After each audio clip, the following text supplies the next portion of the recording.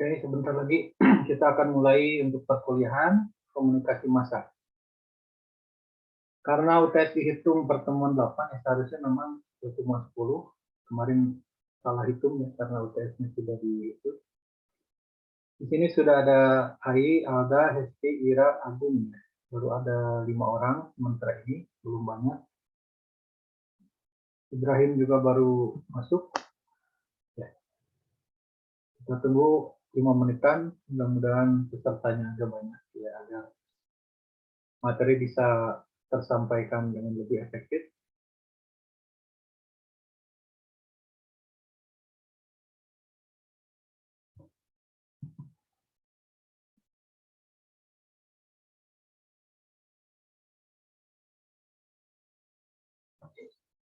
Ya, tadi saya tanya siang hari untuk perkuliahan online atau offline, cuman tadi ada jawaban dari KM.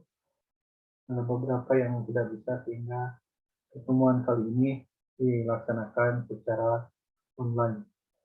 Ya. Oke. Pada kesempatan kali ini kita akan membahas pengaruh media ya dalam menyebarkan ideologinya. Ya. Karena di sini kadang-kadang kita mengkonsumsi media tanpa kita sadari, ada beberapa ideologi asing yang merusak ideologi bangsa kita.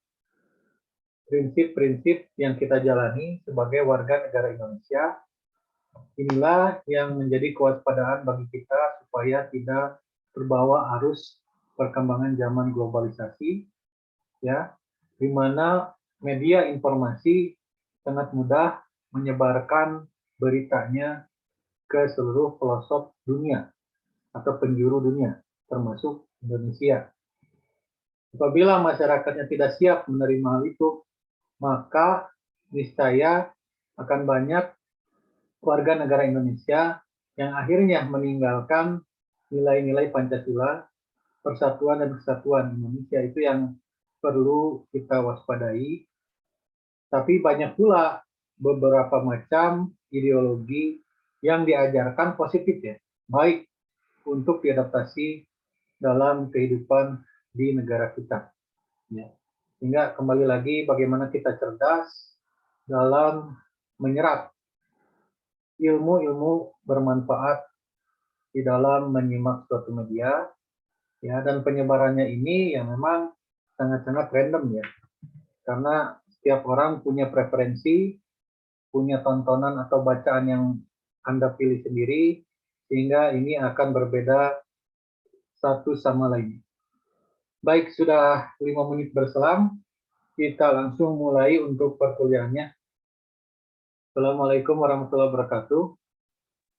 Waalaikumsalam warahmatullahi wabarakatuh. Pesertanya sudah cukup banyak ya, ada 10 orang. Nah, Sandi juga baru masuk. Oke. Yang pada kesempatan sebelumnya katanya menjuarai lomba stand up comedy ya. Ini masih di waiting room, nah udah masuk ya. Oke, kepada Sandi, selamat telah memenangkan perlombaan stand up comedy ya, katanya dikabarkan di dalam grup dosen ilmu komunikasi. Ya, tidak nyangka ternyata memiliki bakat dalam menghibur ya. Oke. Baik, kita langsung saja ke materi.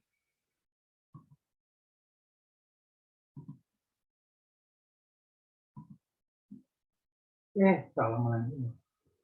Salah bentar ya.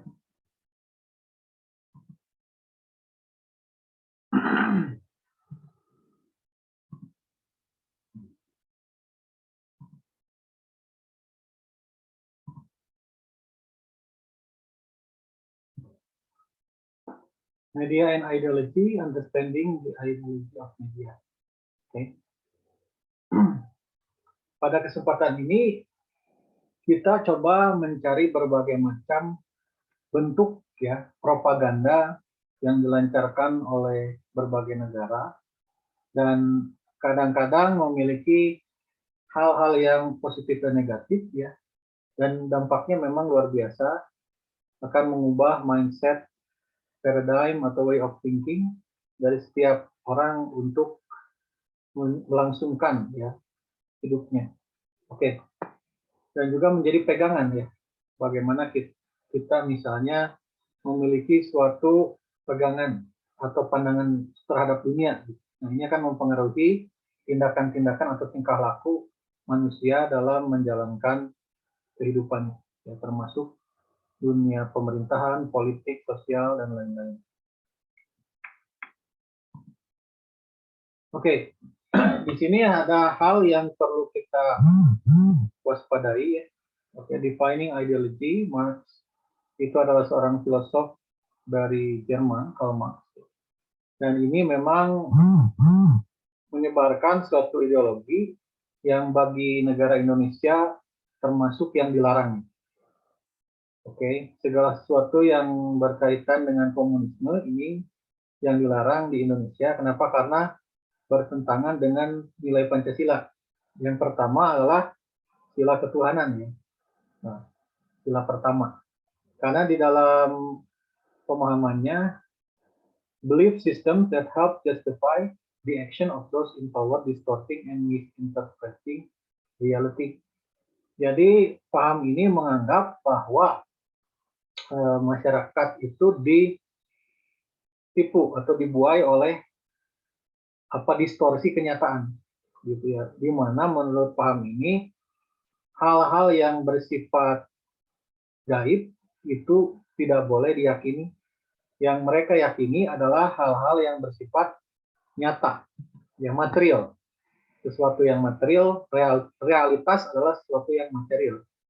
Ya, kalau yang di luar itu tidak diakui. Nah, inilah yang menyebabkan ateisme, ya, bagi orang-orang yang meyakini ideologi Marxis.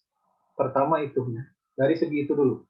Kepercayaan agama akan rusak kalau misalnya orang-orang mempelajari Marxisme. Ini bertentangan dengan Descartes, ya, yang mengemukakan filosofinya cognito ergo sum. Nah, cognito ergo sum di sini adalah I exist, I think, therefore I exist. Kalau dalam bahasa Inggris. Kalau dalam bahasa Indonesia, saya berpikir sehingga saya ada, gitu ya. Nah, justru menurut Descartes, ya, filosofi tersebut menyatakan bahwa keberadaan manusia itu bergantung pada idenya, pemikirannya. Kalau misalnya ada orang hidup tapi tidak memiliki pemikiran, prinsip dalam hidupnya, maka diibaratkan sebagai zombie yang hidup misalnya, tidak memiliki ide ataupun hal-hal yang bersifat membangun, gitu ya, dalam kehidupannya. Nah, ini misalnya lebih positif, ya, dipahami daripada kita memahami Marx. Kemudian dalam media ini, ya, walaupun misalnya di negara Jermannya sudah tidak ada komunisme, ya kan, karena Jerman Timur yang tadinya sosialis sudah meruntuhkan tembok Berlin, ya, dan bergabung dengan Jerman Barat menjadi satu negara yang memang sistem perekonomiannya juga sudah kembali menjadi kapitalis, ya. Oke. Tapi karena media yang gencar, malah banyak beberapa negara yang akhirnya menganut sosialis, ya. Kalau di Asia diantaranya ada Vietnam, kemudian Korea Utara, ya, China. Kalau Hong Kong enggak, ya, Cina-nya, ya, Taiwan juga enggak. Kemudian kalau di benua Amerika itu Kuba, ya. Ada negara Kuba. Kemudian kalau di Eropa itu Rusia. Kemudian di sini memang kalau dari segi agama, ya, kurang baik, ya, karena di situ mengganggu nilai ketuhanan. Nah, dilanjut David Kreto, ya, 1997, ideologi dalam media. Is related to concepts such as worldview, belief system, and values.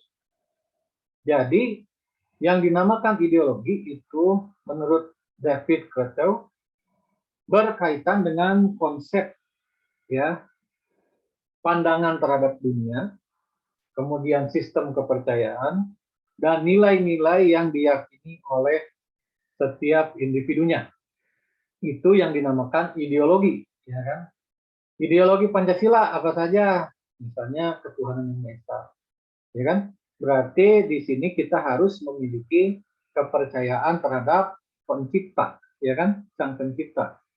Kemudian kita juga meyakini bahwa sila kedua, kemanusiaan yang adil dan beradab, ya kan? Bahwa kita harus bertindak secara adil, ya. Kemudian persatuan Indonesia, bagaimana kita menghindari gontok-gontokan antar suku bangsa, konflik antar suku bangsa. 4, kerakyatan yang dipimpin oleh hikmat kebijaksanaan dalam permusyawaratan perwakilan. Ya, artinya ketika kita mencoba untuk menyelesaikan suatu masalah, kita harus berusaha untuk mendiskusikannya, ya, supaya bisa misalnya selesai mencari jalan keluar, ya, bukan dengan konflik atau adu otot, gitu kan. Yang terakhir adalah keadilan sosial bagi seluruh rakyat Indonesia, di mana kita mencoba mewujudkan tidak adanya diskriminasi terhadap kesempatan bagi warga negara Indonesia. Nah, inilah nilai-nilai yang akan kita terapkan ke dalam keseharian, ya, kalau kita meyakini ideologi Pancasila, itu contohnya, ya. Oke, kita lanjut. Dominant ideology versus cultural contradiction. Di sini, ya, kita melihat peperangan dalam pemikiran, atau dalam bahasa Inggris kita bisa sebut battle of wits atau war of thoughts, ya, di mana ideologi ini masuk dan mengintervensi tradisi budaya yang ada di negara kita dan merubah pola hidup beberapa masyarakat, ya, yang biasanya didominasi oleh masyarakat metropolis, ya, atau metropolis atau kota, ya. Oke. Nah, di sini kita lihat media promote the powerful dominant ideology. Nah, salah satu yang bisa menyebarkan sesuatu ideologi secara dominan di era modern ini adalah media, ya kan? Dengan menyebarkan misalnya buletin berita, ya kan? Atau Anda misalnya menyiarkannya ke dalam suatu channel di suatu internet, ya kan? Atau menyebarluaskannya melalui beberapa surat kabar, ya kan? Sehingga orang-orang akhirnya paham apa ideologi tertentu, gitu, ya kan? Mensosialisasikannya melalui media. Alat mensosialisasikan ideologi adalah media, ya. Oke. J. Davidson Hunter, 1991, culture wars means fundamental issues of morality are being fought. Apa yang dimaksud dengan perang budaya? Nah, perang budaya itu merupakan isu-isu fundamental atau yang mendasar bagi moralitas yang menjadi suatu pertentangan, ya, pertempuran. Kenapa disebut pertempuran? Di sini ada perang pemikiran yang saya tadi bilang, ya kan, bagaimana kita bisa mempertahankan misalnya nilai keagamaan yang kita anut dengan nilai liberalisme, di mana kita dipromosikan untuk bebas, ya. Menurut hak asasi manusia, kita bebas bertindak, ya, tanpa misalnya membaca lagi aturan agama, gitu, ya. Ya kan, ada beberapa pengaruh yang dipresentasikan dari beberapa mahasiswa ini yang mengatakan bahwa westernisasi membuat orang-orang menjadi hedon, ya kan, hedonis, konsumtif, dan lain-lain, ya. Di sisi lain, tapi ada hal-hal positif yang bisa kita pelajari, seperti sistem pendidikan itu dari barat awalnya, kan, ya, termasuk gelar sarjana, master, ataupun doktor, ya, itu kan standar dari barat, ya, awalnya, ya. Kita punya harus kuliah S1, S2, S3, ya kan, itu awalnya juga sistem dari barat, gitu, ya, kita mengadopsinya, termasuk hukum di negara kita itu dari warisan kolonial Belanda misalnya. Tapi apakah kita harus fanatik terhadap barat, ya, kalau misalnya nilai-nilai yang diajarkan itu negatif? Contohnya seperti salah satunya LGBT, ya, LGBT, lesbian, gay, bisex, and transgender, gitu, ya, singkatan dari itu. Nah, inilah hal-hal yang memang kalau kita kembali lagi ke ajaran agama itu dosa ya, nggak boleh dilakukan, ya kan? Nah, di agama manapun pernikahan sesama jenis itu dilarang, ya nggak? Tidak hanya Islam, Kristen dan agama lain. Lalu ini muncul dari mana? Liberalisme, ya kan? Karena pergaulan bebas. Nah, salah satunya di dunia barat, ya. Tapi di belahan dunia lain juga ada, gitu kan. Cuman karena memang yang paling dominan pada saat ini negara superpower itu banyaknya dari barat kan, ya, dari Amerika dan Eropa. Tapi ya nggak menutup kemungkinan dari negara lain juga pengaruhnya bisa, ya kan. Nah, disinilah kita bagaimana bisa misalnya melihat media, ya kan, jangan ditelan mentah-mentah. Di Piala Dunia dulu itu kampanyenya misalnya stop racism, ya kan, hentikan rasisme, ya, itu bagus. Artinya kita bisa menghargai orang dari ras lain, ya. Tapi ketika sekarang Piala Dunia kampanyenya One Love, nah, One Love ini adalah pendukung LGBT. Kita diajak untuk mendukung LGBT. Nah, tapi tidak semua orang Barat juga mendukung LGBT. Ya kan, contohnya waktu Piala Dunia kemarin Portugal, Cristiano Ronaldo itu tidak mendukung ya, tidak mendukung kampanye LGBT karena termasuk orang yang misalnya menganut agama Kristen dengan baik ya. Oke, karena di agama Kristen juga nggak boleh kan sebetulnya. Nah, tapi misalnya timnas Jerman itu malah mendukung kampanye One Love. Nah, ini mengecewakan ya. Padahal dulu itu saya sempat melihat Jerman itu bagus ya karena misalnya penduduk Muslim dihargai ya kan, dulu ada pemain bola yang dari Muslim juga seperti Mesut Ozil, kemudian Sami Khedira, tapi sini-sininya malah dirasisin ya, termasuk Mesut Ozil gitu kan. Nah sekarang malah mendukung misalnya kampanye One Love ya. Nah inilah termasuk misalnya J.K. Rowling itu yang tidak mendukung LGBT, penulis Harry Potter. Itu di situ membuat postingan di Twitter bahwa homoseksual itu bisa adalah penyakit psikologis yang bisa disembuhkan. Tapi diserang oleh netizen ya, orang-orang liberal dianggap sebagai homofobik, orang yang takut gitu ya dengan LGBT gitu. Dan juga diserang diboikot katanya, beberapa orang yang tidak suka langsung memboikot J.K. Rowling gitu. Tapi itulah resiko ketika kita ingin menunjukkan apa yang benar, ya kan, kembalikan pada diri kita. Kalau itu menurut naluri kita salah, jangan dilakukan. Ya, kembali lagi ke nilai-nilai agama dan yang kita yakini. Kemudian Korean Wave ini memang lebih ke dunia entertainment ya.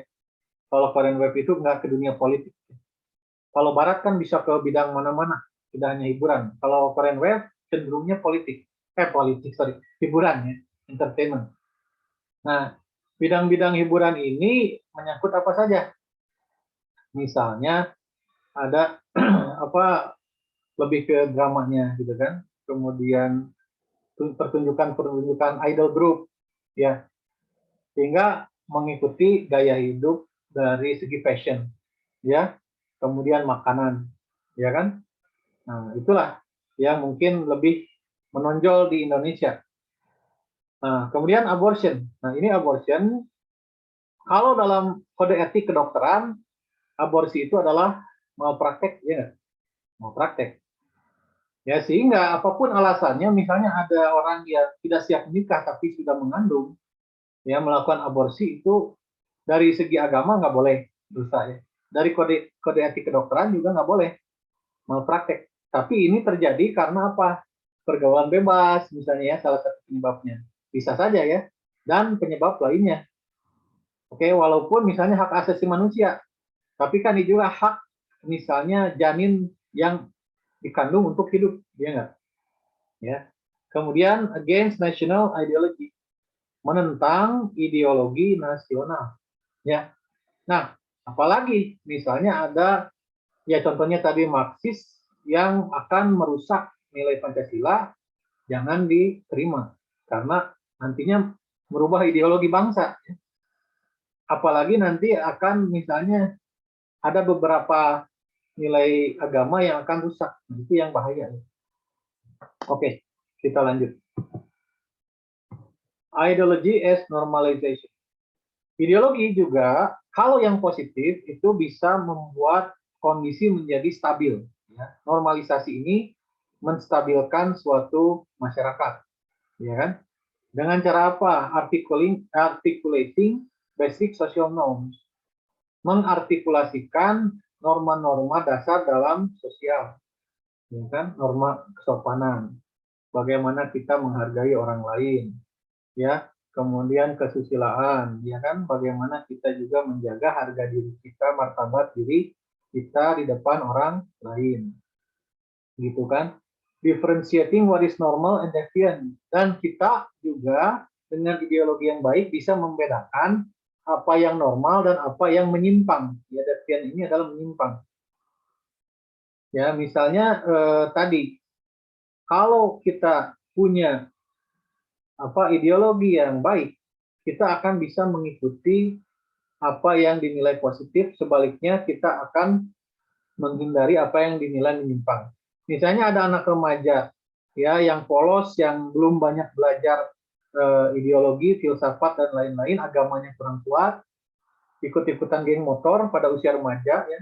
Kemudian yang tadinya dalam pemikiran untuk melakukan konvoy ya kan, touring dengan teman-temannya, taunya melakukan tindakan menyimpang yang bisa dikategorikan sebagai deviant social group ya. Ya artinya misalnya betul mereka melakukan touring, tapi setelah itu ada kegiatan mabuk-mabukan ya. Kemudian tawuran antar geng motor ya kan. Dan hal-hal lain yang misalnya kontraproduktif, merusak generasi muda kita. Ya. Ini sudah keluar dari norma aturan, ya kan? Di mana misalnya saling melukai, bahkan saling bacok membunuh gitu ya. Nah, inilah yang sudah menyimpang. Ya, apalagi menggunakan misalnya narkoba untuk lebih membuat dia lebih agresif ya. Bertingkah laku agresif. Nah, inilah narrowing behaviors and lifestyle, artinya mempersempit sikap dan lifestyle itu gaya hidup ya. Artinya mempersempit itu membatasi apa yang tidak boleh, ya kan? Ada yang bilang kalau kata seorang guru agama gitu ya, bahwa hidup ini seperti penjara bagi orang-orang yang taat terhadap agamanya, karena banyak larangan ya nggak? Ini nggak boleh, itu nggak boleh, ya kan?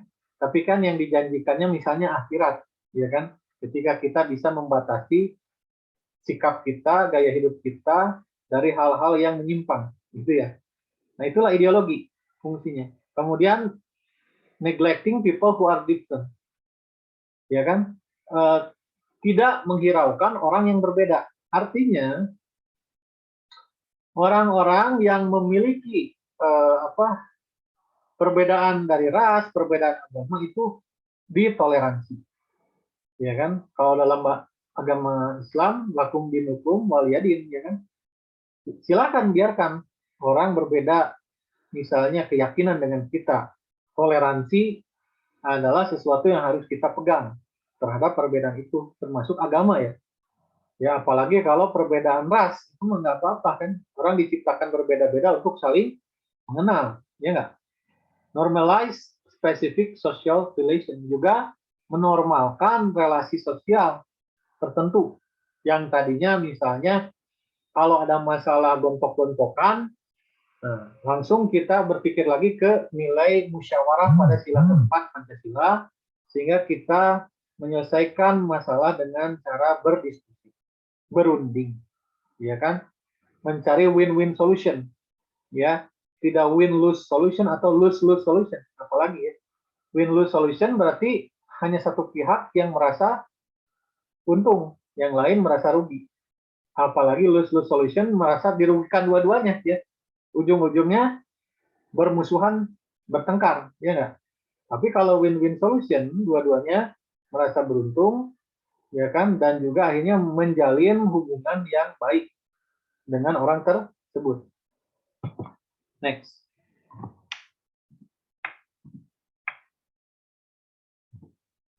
Theoretical roots of ideological analysis, early Marxist origin, called consciousness versus revolutionary consciousness. Nah, menurut persepsi orang yang memahami Marx, ya, atau sosialis, itu dunia yang sekarang dikuasai kapitalis itu adalah kesadaran palsu. Sementara dunia yang disadari oleh kaum sosialis adalah kesadaran revolusioner. Nah, makanya korban G30 SPK itu disebut pahlawan revolusi. Ya, karena apa? Karena korban dari orang sosialis ya yang memahami paham revolusi. Nah, karena dalam paham revolusi ini gini, jadi ajaran Marx yang berbahaya selain tidak mempercayai Tuhan, yang kedua adalah menyebarkan ideologinya kepada masyarakat dengan cara persuasif awalnya. Apabila cara persuasif tidak bisa dilakukan, maka mereka akan melakukan pemberontakan dan peperangan. Itu yang sudah diajarkan oleh Marx, ya. Itu bahaya. Salah satunya terjadi di Indonesia G30 SPKI akibat pemahaman pemberontakan, ya nggak? Termasuk misalnya waktu di Rusia pun terjadi pertumpahan darah pada awalnya revolusi Bolshevik, ya kan? Yang meruntuhkan pemerintahan aristokrat. Di Vietnam juga terjadi pertumpahan darah untuk menjadikan ideologi komunis. Ya, di China juga terjadi pertumpahan darah. Mao Zedong ya kan, yang menjadikan negara Cina itu komunis, itu mengadakan peperangan terhadap orang yang menentang komunisme. Ya. Dan dulu di negara Cina itu Islam salah satu negara yang berkembang sebelum adanya komunisme. Akibat adanya komunisme, Islam jadi terusir. Ya. Banyak orang-orang yang bermigrasi ke negara lain, orang tidak hanya umat Islam, umat beragama lain juga banyak yang bermigrasi karena takut dengan paham komunis. Ada yang lari ke Hong Kong, ada yang lari ke Taiwan ya. Ada yang lari ke negara-negara lain termasuk Indonesia karena paham komunis gitu ya. Oke. Hegemoni Antonio Gramsci 1971. Ruling group can maintain their power though either power or consent. Ada juga yang dinamakan hegemoni, itu yang disebarkan propagandanya oleh ruling group. Ruling group itu ya pemerintahan yang bisa mengatur kekuatannya. Ya. Lalu apa sih hegemoni itu? Dijelaskan lagi oleh David Plato 1997. Hegemony operates at the level of common sense in the assumptions we make about social life and on the terrain of things that we accept as natural or the way things are, gitu ya. Jadi hegemoni itu bergerak pada level common sense ya, panca indera manusia, yang mengasumsikan bahwa keadaan sosial yang mereka terima itu adalah alami ataupun sesuatu yang memang harus seperti itu. Nah, jadi ini bahayanya, yang tadinya tabu karena adanya hegemoni akan menjadi sesuatu yang biasa-biasa saja. Ya, misalnya gini tadi dari kasus LGBT, transgender misalnya ya. Ada orang yang mengganti jenis kelaminnya. Kalau dalam ajaran agama tidak boleh, ya kan? Karena itu melawan takdir manusia. Kodo dan kodar. Kalau kodar yang sudah tidak bisa dirubah ya. Kalau kodo itu bisa dirubah karena berusaha. Nah, kalau jenis kelamin itu termasuk takdir kan, kodar ya. Nggak boleh dirubah, misalnya dalam pemahaman Islam. Tapi adanya hegemoni mengenai LGBT yang bilang orang kalau mau ganti kelamin itu boleh karena itu hak asasi manusia. Nah, ini hegemoni ya. Hegemoni yang negatif. Ya kan? Yang mempengaruhi orang secara negatif. Ya, padahal itu bertentangan dengan ajaran agama kita misalnya ya. Oke, ini salah satu contoh hegemoni. Lanjut. Elites and insiders. Deciding what's news. Herbert Gans two of the most prominent values, social order and national leadership. Ya, jadi yang bisa menyebarkan suatu ideologi, nilai-nilai secara hebat itu adalah pemerintah. Social order ini adalah pemerintahan yang bisa mengendalikan masyarakat, kemudian kepemimpinan nasional. Kalau di Indonesia presiden, ya kalau di negara aristokrasi itu raja bersama perdana menterinya, gitu kan. Nah, kalau di Jepang misalnya kaisar dengan perdana menterinya, ya kan? Inilah mereka yang akan mengatur masyarakatnya supaya apa menganut nilai-nilai tertentu, ya kan? Nah, memang kita harus apa? Memiliki pemerintahan yang benar supaya masyarakatnya benar. Kalau pemerintahnya salah, ya masyarakatnya ikut salah, ya enggak? Economic news as ideological construct, news coverage of economic issues is remarkable in the way it reproduces a profoundly ideological view of the world. Most news coverage of the economy is by and about the business community. Jadi di sini kita bisa melihat bahwa ada beberapa pandangan dunia terhadap perekonomian. Ya. Kalau di Indonesia kita menganut perekonomian kerakyatan, artinya memang ada kelas sosial masuk ke dalam kapitalis. Ya, karena di dunia ini antara apa? Kapitalis dengan sosialis yang paling kentara ya. Namun di negara kita itu kenapa kerakyatan? Maksudnya ada andil pemerintah juga ya. Bahwa perusahaan yang menguasai hayat hidup orang banyak dikuasai oleh negara. BUMN itu, ya kan? Ada PLN, ada untuk listrik, PDAM untuk air. Kemudian ada Pertamina untuk bahan bakar. Ya kan? Ada Bank Indonesia, BNI, BRI untuk perbankan, tapi swasta juga boleh berkembang, ya kan? Misalnya Vivo dan Shell juga boleh ada. Kemudian kalau dari perbankan juga ada Mandiri, BCA dan lain-lain boleh berkembang. Ya. Namun di sini ada perusahaan-perusahaan pemerintah. Kenapa? Supaya apa? Distribusi kemakmuran lebih merata, tidak terlalu dikuasai swasta ya. Ya enggak?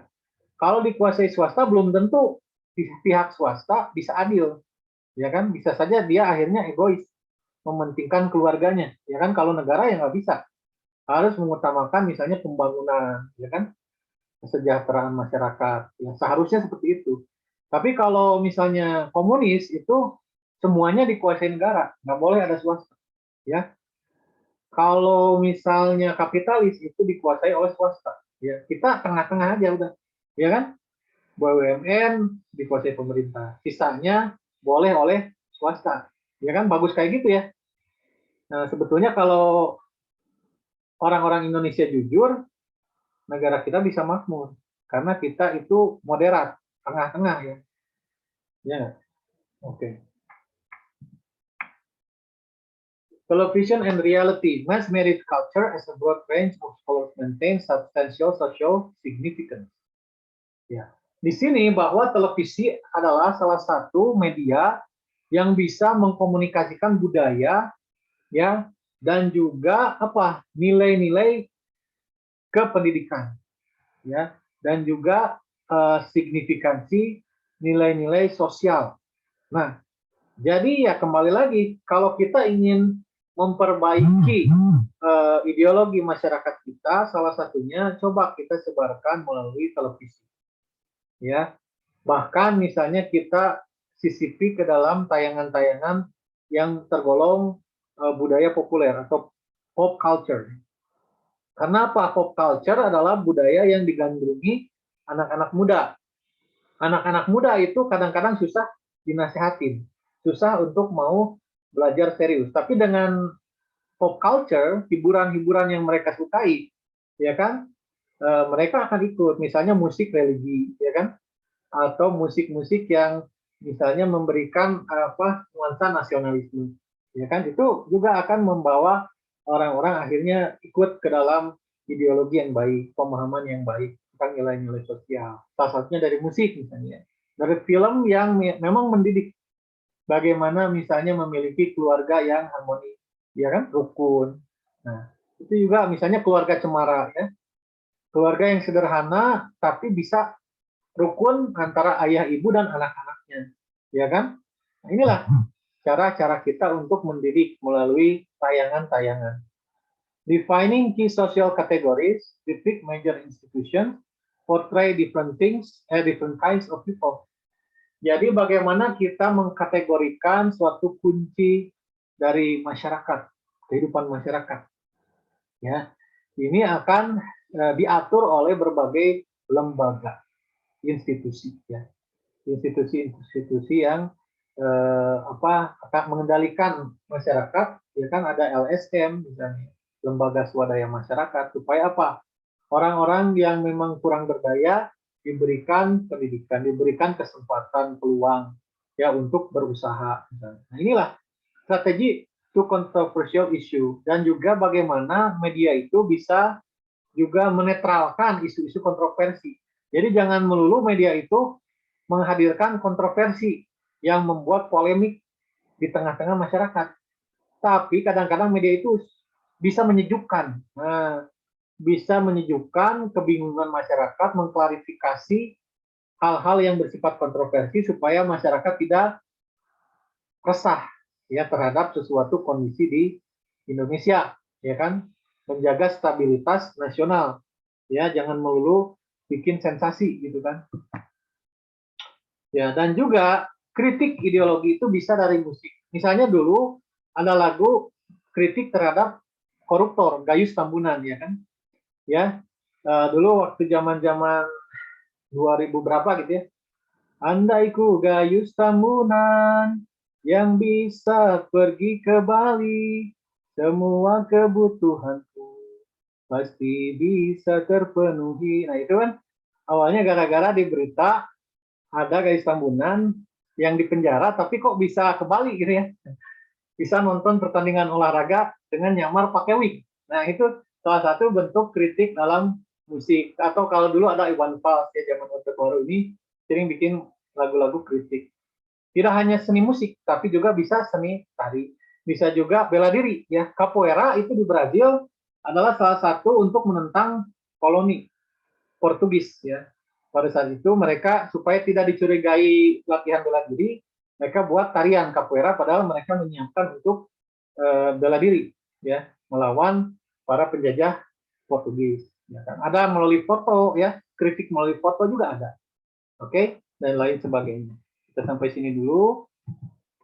Oke, nanti setelah ini akan saya beri tugas ya ke dalam WhatsApp. Oke, satu pertanyaan saja, tidak usah banyak-banyak, untuk bahan presentasi nanti di pertemuan 2 minggu terakhir. Oke, silakan untuk Isoma dulu. Nanti kita kembali lagi pada pukul 6.30 untuk melanjutkan perkuliahan literasi media. Ya, oke. Assalamualaikum warahmatullahi wabarakatuh. Waalaikumsalam warahmatullahi wabarakatuh. Waalaikumsalam warahmatullahi wabarakatuh. Tuh, itu disebut